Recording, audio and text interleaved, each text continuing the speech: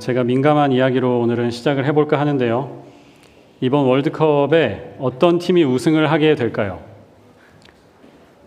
저는 haters are gonna hate.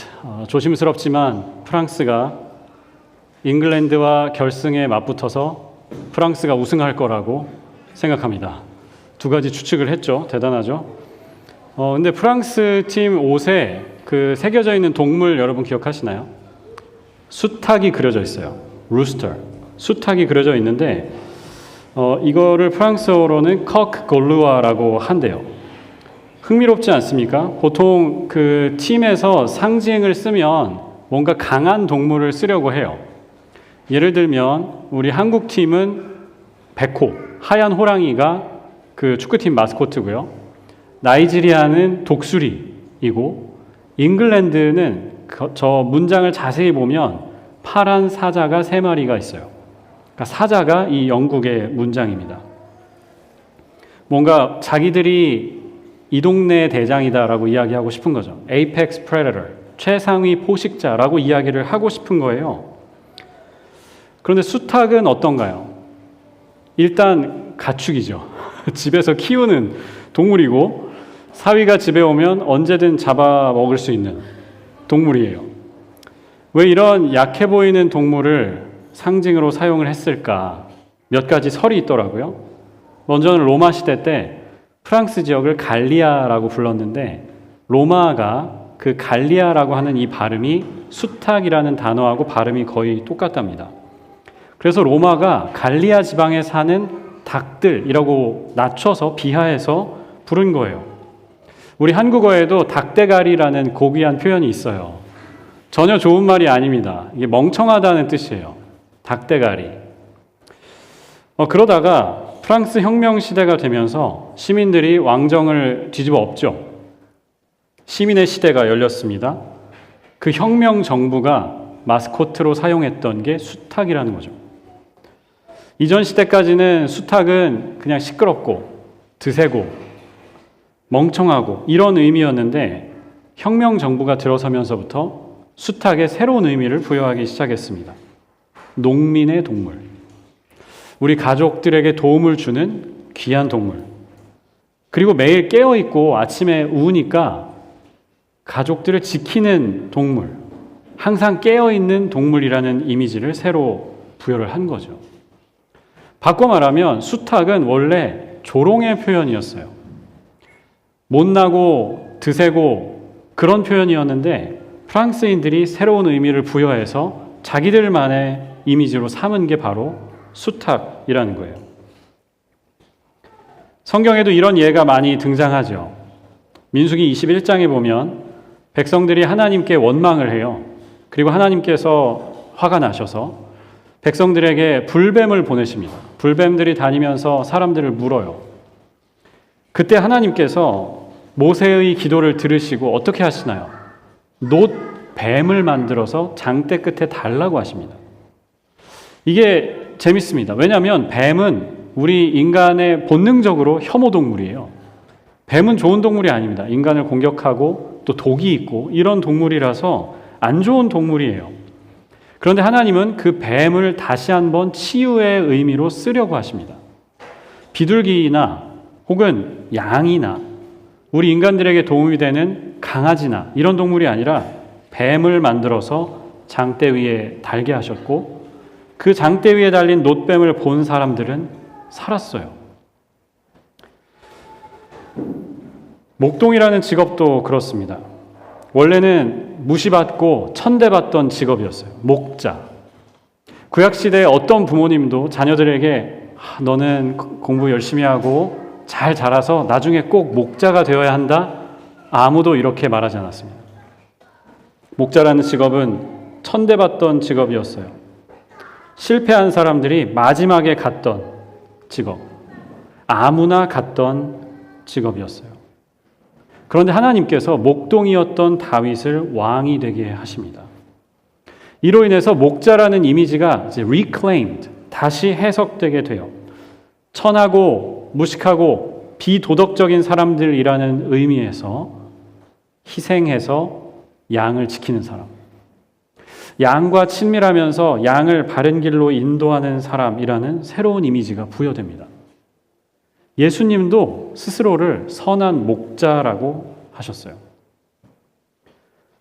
조롱의 상징이 혹은 혐오의 상징이 영광의 상징이 된 가장 좋은 예가 뭘까? 십자가입니다. 십자가는 원래 사형틀이었어요. 사형 방법 중에도 가장 악랄하고 가장 비인간적인 inhumane 한 방법이었습니다. 여전히 사형제를 유지하는 나라들이 있어요. 미국에도 일부 주들이 아직도 사형제를 시행을 해요. 법으로도 있고 실제로도 시행을 합니다. 아무리 시행하는 나라들도요, 방법을 고민을 해요. 최대한 고통이 없게 혹은 고통의 그 기간이 짧은 방식을 택합니다. 최대한 단순간에 빠른 시간 안에 죽는 것을 그런 방법을 택합니다. 또 한 가지는 시신의 훼손 정도예요. 죽이지만 그 사람의 시신이 훼손되지 않게 하는 거죠. 그런데 십자가는 어떤가요? 정반대죠. 가장 큰 고통을 최대한 오랜 시간 동안 주고 시신을 가장 많이 훼손하는 사형 방법이죠. 로마가 그래서 택한 겁니다. 그 사람을 죽이는 것보다 더 목적은 뭐였냐면 사람들에게 보여주는 거예요. 로마에 저항하면 이렇게 된다. 우리가 이렇게 만들겠다. 라는 걸 보여주는 거죠. 그런데 기독교는 이 십자가를 다시 해석합니다. 부끄러움과 폭력의 상징이었던 십자가를 하나님의 사랑으로, 하나님의 은혜라는 상징으로 받아들여요.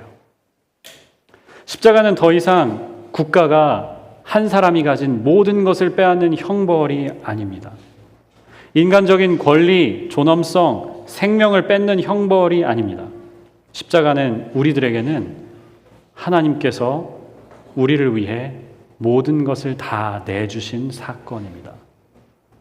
모든 것을 포기하고서라도 우리를 선택하시겠다는 하나님의 의지를 보여주는 게 십자가예요. 요한은 예수님의 십자가 사건을 기록하면서 마태, 마가, 누가가 이야기하지 않는 몇 가지 디테일들을 조금 더 덧붙입니다. 오늘 우리가 읽은 이 부분, 군인들이 예수님의 시신을 처리하는 이 과정이 대표적인 예지요. 32절에 보면 군인들이 예수님께 와서 십자가에 못 박혔던 예수님 곁에서 죽은 그 사람들의 다리뼈를 부러뜨렸다는 내용이 나와요. 확인 사살이죠. 당연히 죽었겠지만 혹시 모르니까 다시 죽을 그런 일을 하는 거예요. 그런데 33절은 이렇게 말씀하죠. 그들이 예수님 곁에 있는 사람들의 다리뼈를 꺾었던 그들이 예수께 와서는 그가 이미 죽으신 것을 보고서 다리를 꺾지 않았다. 다른 복음서에는 말씀하지 않는 디테일이고요. 이 말씀은 구약에 나오는 유월절 규정하고 연결되어 있습니다. 출애굽기 12장 46절에 말씀하죠. 뼈는 하나라도 꺾어서는 안 된다. 유월절 어린 양에 대해서 이야기하는 거예요. 민수기 9장에도 같은 말씀이 나옵니다. 희생제물에 뼈를 부러뜨려서도 안 된다. 그리고 이렇게 말씀하시죠. 유월절의 모든 규례대로, 규칙대로 그들은 유월절을 지켜야 한다. 요한이 이 디테일을 왜 추가할까요? 예수님께서 유월절 어린 양으로 돌아가셨다라고 강조하기 위해서일 겁니다. 여러분 놓치지 않으셨죠? 예수님은 그냥 죽으신 게 아닙니다. 요한이 이야기하는 거죠. 예수님은 마치 유월절 어린 양처럼 우리를 대신해서 죽으신 겁니다. 원래 우리에게 임해야 했던 저주였는데 예수님이 대신 그 저주를 맞으시고 우리를 넘어가게, 그 저주가 pass over 하게 하시려고 십자가에 죽으셨다라고 이야기하는 거죠. 요한이 남긴 한 가지 디테일이 더 있는데요. 34절에 이렇게 말씀해요. 병사들 가운데 하나가 창으로 예수님의 옆구리를 찌르니 곧 피와 물이 흘러나왔다. 제가 오늘 이 말씀을 준비하면서 오늘 말씀은 별로 패밀리 프렌들리 하지 않다라는 생각을 했어요. 부모님들이 집에 가시면서 아이들에게 잘 설명을 해주시면 좋겠고, 이 말씀도 마태, 마가, 누가복음에는 없어요. 여러 가지 설명이 있는데 제가 가장 좋아하는 설명이 있습니다. 이 말씀을 창세기에 나오는 이브의 창조하고 연결하는 겁니다.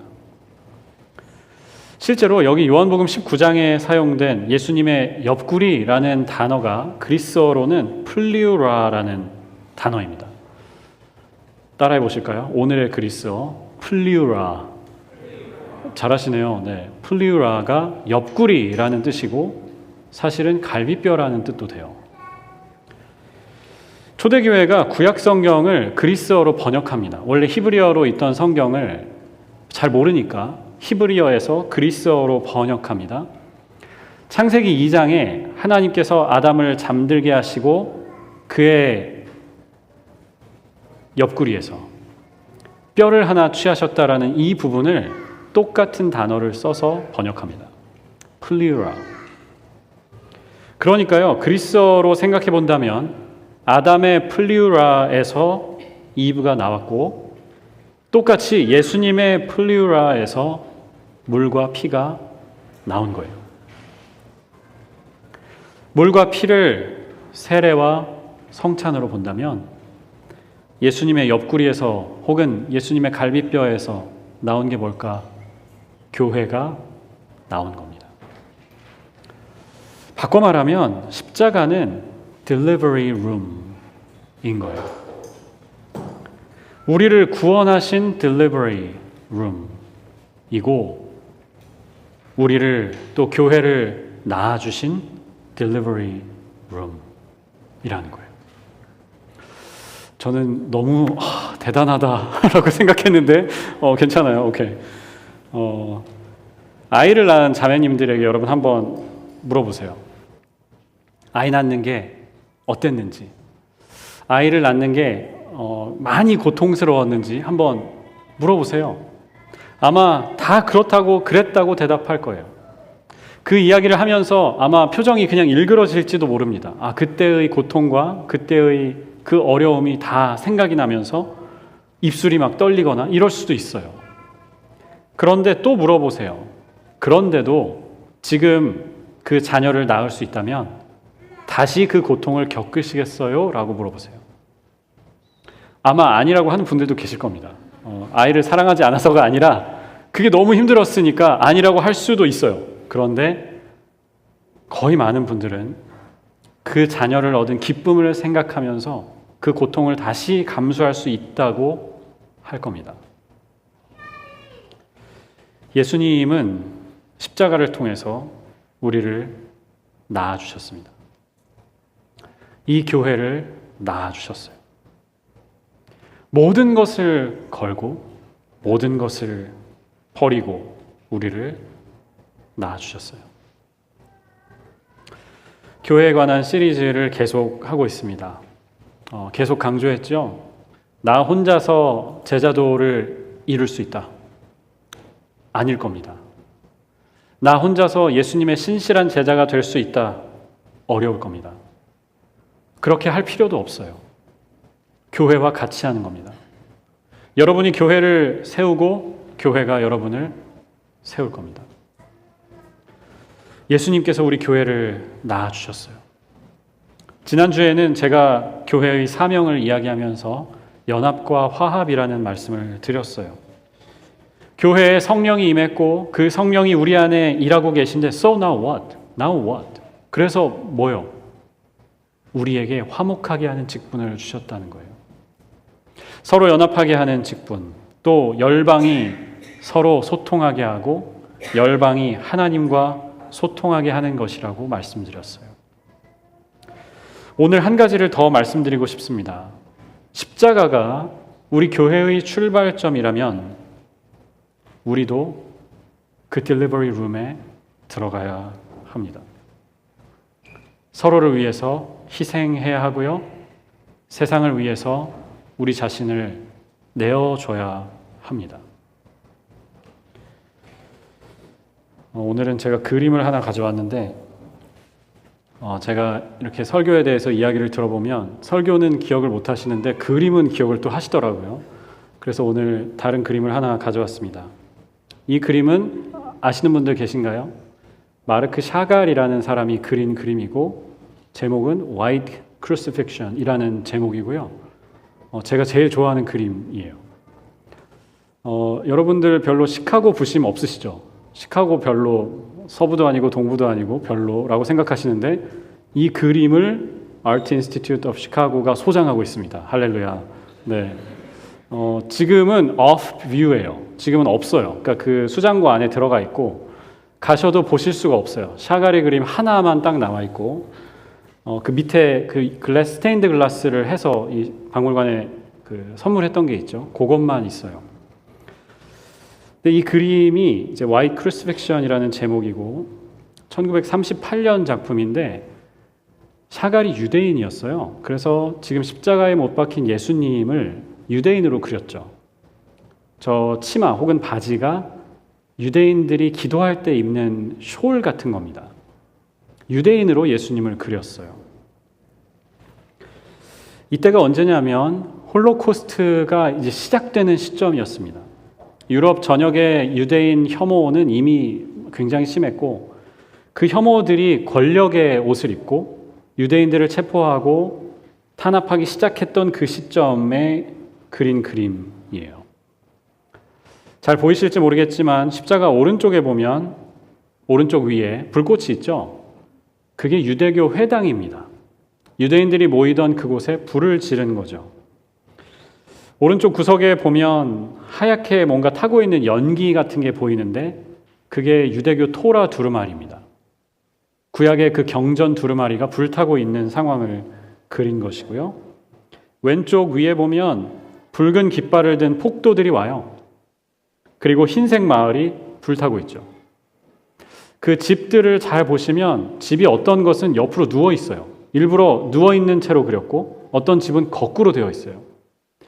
지금 마을이 완전히 대혼란인 상황을 그리고 있는 거죠. 그 밑에 보면 사람들이 배를 타고 도망치는 장면이 나오죠. 그림 맨 위에 보면 어떤 게 있냐면 저 위에 있는 사람들이 머리를 붙잡고 탄식하고 슬퍼하고 있어요. 구약의 아마 예언자들, 구약의 족장들 이런 사람들이겠죠. 눈을 가리면서 지금 그 상황을 믿을 수 없다는 듯이 슬퍼하고 있습니다.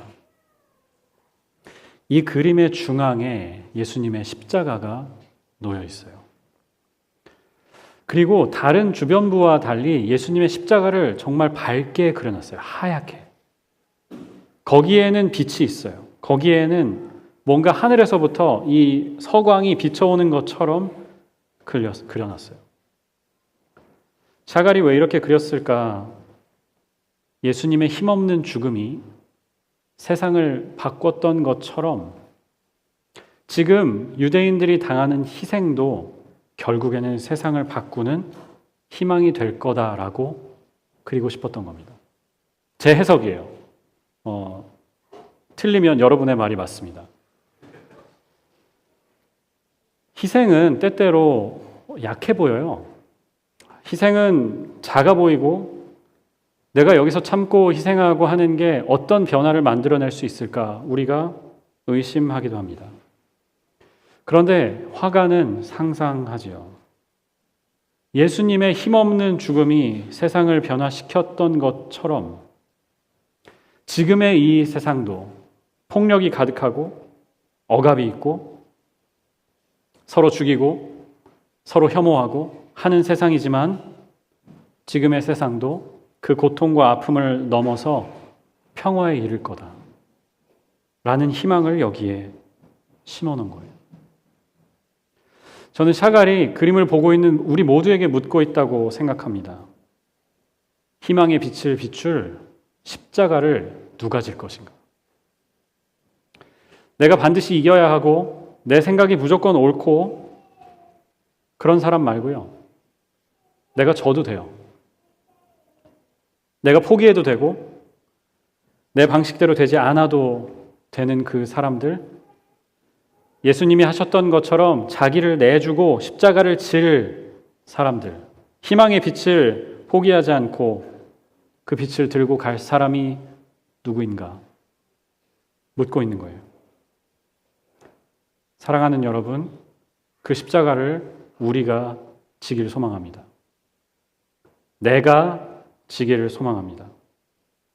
서로를 위해서 그 십자가를 지고 세상을 위해서 예수님이 지신 그 십자가를 지고 헌신하고 희생하는 우리가 되기를 주님의 이름으로 축원합니다.